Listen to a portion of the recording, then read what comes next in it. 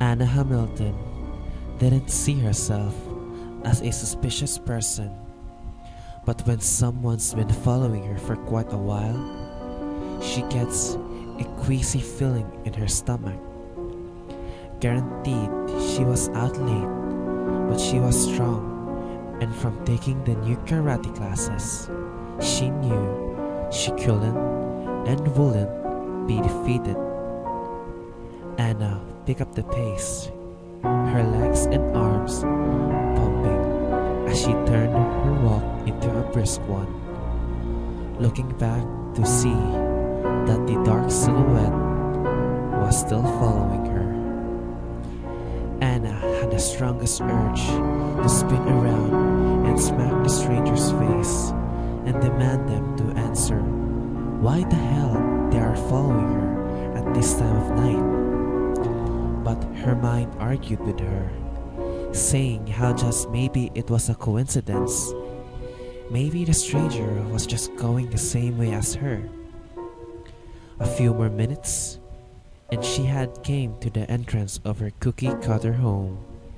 She hated it, but she wanted to humor her mother and to make it seem as if she actually cared about the presence of the house, so she had put flower pots randomly. This neighborhood had no history of crimes, but Anna has seen the news, and people seem to get crazier by the second.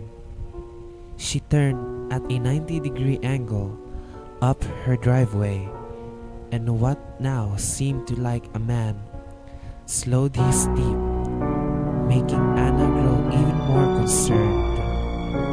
"Look, can I help you with something? Are you lost, or did you just want to follow me for the hell of it?" Anna finally confronted the man, but all the man did was look up at her with haunted eyes and moved his head forward once again. It was almost robotic. "Well, I'm going inside now." Anna unlocked the door. With suspicions, she locked it up quickly behind her, watching as the man walked into the foggy night.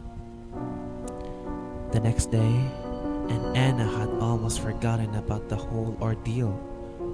But looking out her bedroom window, she could see the shape of a man standing right outside her property, toes barely touching the curb of her yard.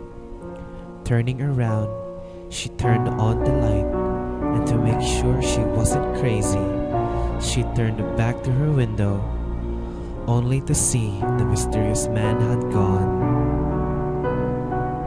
Walking with her purse across over her shoulder, she headed to her place of work, which so happened to be the library.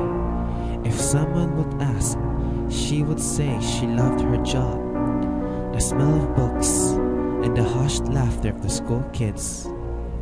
Everyone loved Anna too. She was known to be the cool librarian, as she let the kids sneak in food and drinks, or let them be a little too rambunctious. As always, her fellow librarian and friend, Katie, sat on one of the desks behind the tall counter. But instead of the latest Cosmo issue, she had a newspaper in hand.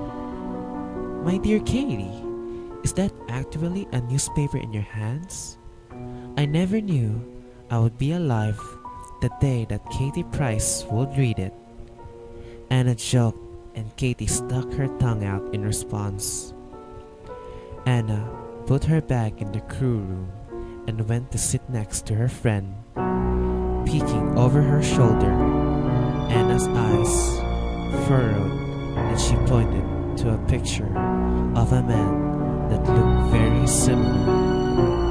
"Hey, I know him." Katie looked interested and set the newspaper down an inch.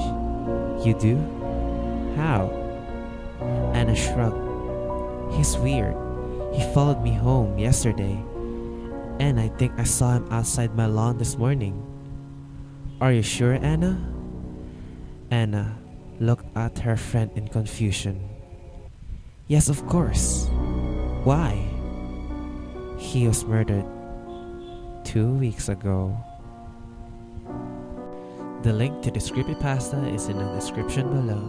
If you had fun watching and listening to this video, please leave a like and subscribe to my channel for more. If you have creepypasta stories you want me to read, let me know in the comments below. This is Call Kid Smiley. I'll see you around.